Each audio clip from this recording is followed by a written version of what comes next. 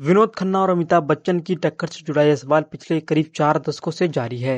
लेकिन ये कितना वाजिब है, यह जानना जरूरी है कि विनोद खन्ना जब रजनीश की शरण में गए तब फिल्म इंडस्ट्री में उन दोनों कलाकारों की क्या पोजीशन थी, और जब विनोद खन्ना बॉलीवुड में लौटे तब इस पर क्या असर देखने को मिला। तो दोस्तों, स्वागत है आपका हमारे चैनल सिनेमा फैक्ट में। आज हम बात करने वाले हैं अमिताभ बच्चन और विनोद खन्ना में कौन है किससे बड़ा सुपरस्टार। 80 के दशक में जब अमिताभ बच्चन को एंग्री यंग मैन कहा जाता था, तब विनोद खन्ना को हैंडसम हंक कहा जाता था। दोनों की उम्र में तकरीबन 4 साल का फर्क था। अमिताभ बच्चन बड़े थे, जबकि फिल्म उद्योग में विनोद खन्ना भी शत्रुघ्न सिन्हा की तरह ही अमिताभ बच्चन से करीब 1.5-2 साल पहले आए थे। बिहारी बाबू अक्सर इसका उल्लेख करते हैं कि अमिताभ बच्चन की पहली फिल्म 1969 में सात हिंदुस्तानी आई थी, जबकि विनोद खन्ना की पहली फिल्म 1968 में मन की मीत आई। दोनों ही महान कलाकारों में कुछ बातें समान थी। शुरुआती दिनों में विनोद खन्ना और अमिताभ बच्चन दोनों को सुनील दत्त और मनोज कुमार से मदद मिली। आगे चलकर जब भी ये दोनों किसी एक फिल्म में एक साथ आए तो उस फिल्म ने बॉक्स ऑफिस पर जबरदस्त सफलता हासिल की और दर्शकों का भरपूर मनोरंजन किया। खून पसीना, हेरा फेरी, मुकद्दर का सिकंदर, अमर अकबर एंथनी, ये दोनों जब जब साथ दिखे सीन पर बहुत ही ज्यादा प्रभाव पैदा करते और उस फिल्म को सुपरहिट होने से कोई नहीं रोक पाता। दोनों की पर्सनालिटी का यह अनोखा असर था, एक एंग्री यंग मैन तो दूसरा हैंडसम हंक, इसलिए दोनों को एक साथ देखने पर दर्शकों को दुगना आनंद तो आना ही था। और यही वजह थी कि उनके फैंस और क्रिटिक्स हमेशा दोनों के बीच कंपैरिजन करते थे कि कौन किससे बड़ा सुपरस्टार है।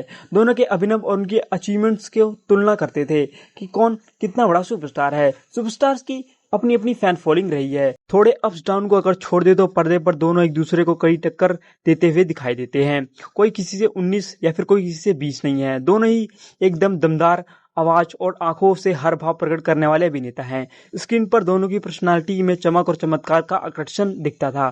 इसी बीच जब सन 1982 में विनोद खन्ना आचार्य रजनीश की शिष्य बनकर अमेरिका चले गए, तब बड़े पर्दे पर सवाल ने जन्म लिया।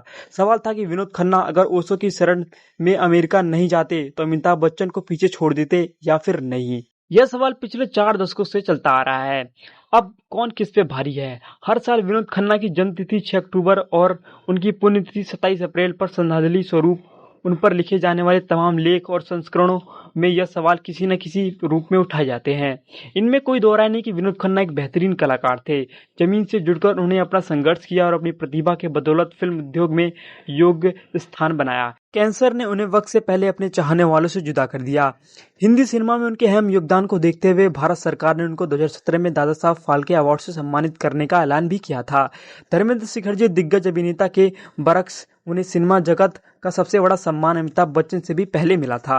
धर्मेंद्र इस सर्वोच्च सम्मान से अब भी वंचित हैं। मरने के बाद दादा साहब फाल्के पुरस्कार देने की परंपरा विनोद खन्ना से ही प्रारंभ होती है।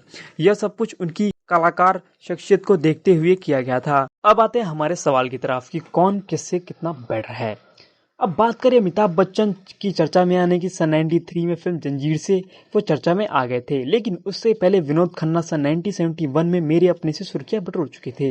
गुलजार द्वारा डायरेक्शन की गई इस फिल्म में शत्रुघ्न सिन्हा भी थे। और गौर करने वाली बात है कि जंजीर में जिस गुसेल नायक का कैरेक्टर दिखाया गया है, उसका सेम कैरेक्टर मेरे अपने में भी है। बेरोजगार युवक के गुस्से के निशाने पर पूरा सिस्टम था। यानी अमिताभ बच्चन से पहले विनोद खन्ना ने गुस्सेल वाला किरदार निभा चुके थे।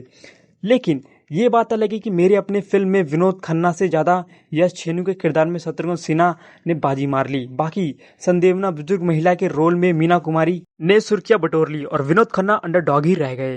अमिताभ बच्चन के सामने विनोद खन्ना को दूसरा बड़ा मौका इसी समय आई फिल्म सुनील दत्त की रेशमा और शेरा में मिला। सुनील दत्त ने दोनों कलाकारों को मदद की भावना से इस फिल्म में रोल दिया था। फिल्म की कहानी विनोद खन्ना का पटरा भारी था। विनोद खन्ना बेशक विलन बने थे, लेकिन रोबीली आवाज और खतरनाक लुक वाले चेहरे के साथ उनका रोल सुनील दत्त के समान था।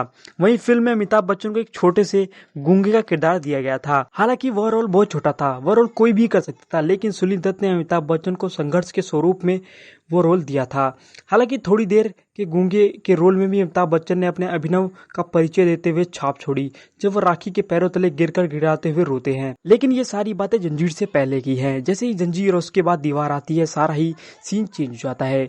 जो शशि कपूर अमिताभ बच्चन को कभी सराहना देते हैं कि तुम्हारा भी टाइम आएगा, वही शशि कपूर आगे चलकर अमिताभ बच्चन की फिल्मों में मसलन सुहाग और त्रिशूल आदि में उनके को स्टार बने। दीवार में भी शशि कपूर सहायक अभिनेता के तौर पर काम किया है। कहानी के केंद्र में अमिताभ का रोल था। इसी तरह तब के सुपरस्टार राजेश खन्ना के साथ आनंद में बतौर को एक्टर अभिनेता बनकर आए अमिताभ बच्चन जब नमक हराम में दोबारा साथ आए तो इस बार उनका कद बहुत ही बड़ा हो चुका था। अमिताभ बच्चन अब अंडरडॉग नहीं रह गए थे। अमिताभ के एंग्री यंग मैन की मार्केटिंग का जलवा रंग जमा चुका था। इसके पीछे सलीम जावेद का दिमाग भी था। उनकी कहानी, पटकथा और संवाद में तत्कालीन राजनीति, सामाजिक परिस्थितियों की परछाइयाँ थी, जिसमें अमिताभ पूरे थ्रिल के साथ स्क्रीन पर डिलीवरी दे रहे थे, जिसके चलते तत्कालीन चमकने वाले कई सितारे की चमक फीकी पड़ गई। विनोद खन्ना और अमिताभ बच्चन के कंपैरिजन में बुनियादी बातों को अक्सर नजरअंदाज कर दिया जाता है। हमें यह मानकर चलना चाहिए कि दोनों ही बड़ी बड़ी फिल्मों के नायक रहे हैं। कमर्शियल सिनेमा में लोकप्रियता का शिखर हासिल करने के लिए अभिनय जितना जरूरी है, उतना ही उनका परफॉर्मेंस और एंटरटेनर होना भी आवश्यक है। जब हम दो बड़े कलाकारों का कंपैरिजन करते हैं तो सभी चीज़ों का ख्याल रखना जरूरी होता है। साथ ही यह भी देखना जरूरी होता है कि इनमें सबसे ज़्यादा सोलो सुपरहिट किस अभिनेता ने दी है। विनोद खन्ना और अमिताभ बच्चन की तुलना में इन बातों पर जिक्र करना भी जरूरी है। सोलो सुपरहिट फिल्मों की संख्या वहीं एक्टिंग के साथ परफॉर्मर और एंटरटेनर वाली भूमिका को देखें तो अमिताभ बच्चन का पलड़ा भारी दिखता है। विनोद खन्ना की सोलो हिट संख्या बहुत ही कम है। ओशो के शिष्य बनने से पहले विनोद खन्ना ने जितनी भी सुपरहिट फिल्में दी हैं, ज़्यादातर फिल्मों में वो को एक्टर बन के आते थे। उससे भी पहले वो विलन की भूमिका में आते थे। मेरा गांव मेरे देश में भी वो विलन और डाकू बने थे। हालांकि रजनीश की दुनिया से वापस आने के बाद विनोद खन्ना की बेशक कुछ फिल्में धमाके के साथ आई, मसलन सत्यमेव जयते और दयावान आदि, लेकिन तब तक अमिताभ बच्चन काफी आगे बढ़ चुके थे। विनोद खन्ना के ओशो का शिष्य बनने से पहले अमिताभ की कई सोलो फिल्में सुपरहिट हो चुकी थी।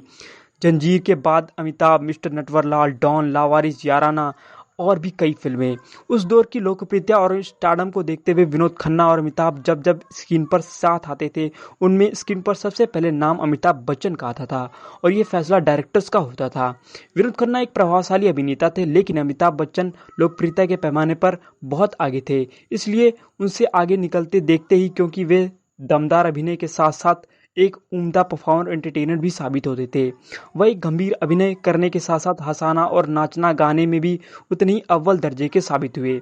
अमिताभ बच्चन की पर्सनालिटी एक्टर और एंटरटेनर का कंप्लीट पैकेज है, जबकि विनोद खन्ना एक बेहतरीन एक्टर माने जाते हैं। सन 1982 तक उन दोनों की परफॉर्मेंस के अंतर को देखते हुए ऐसा कतई नहीं लगता कि विनोद खन्ना अगर अमेरिका नहीं जाते तो अमिताभ बच्चन को पीछे छोड़ देते। वैसे यह भी बताना जरूरी है कि फैंस और क्रिटिक्स के लिए भले ही दोनों एक दूसरे को टक्कर देते हुए नजर आते थे और ये टक्कर मायने रखती होंगी, लेकिन दोनों ही कलाकार एक दूसरे को हमेशा सम्मान की नज़र से देखते हैं और एक दूसरे को रिस्पेक्ट करते थे। तो दोस्तों, अब आपके ऊपर मैं छोड़ता हूँ, आप बताओ अमिताभ बच्चन और विनोद खन्ना में से सबसे बेहतरीन और सबसे बड़ा सुपरस्टार कौन है? एंग्री यंग मैन कहे जाने वाले अमिताभ बच्चन या फिर हैंडसम हंक कहे जाने वाले विनोद खन्ना, दोनों में से सबसे बड़ा सुपरस्टार कौन है? कमेंट करके जरूर बताएं। वीडियो चलेगी तो वीडियो को लाइक करें, चैनल को सब्सक्राइब करना बिल्कुल मत भूलें। मिलते हैं फिर एक और नेक्स्ट वीडियो में, तब तक के लिए धन्यवाद।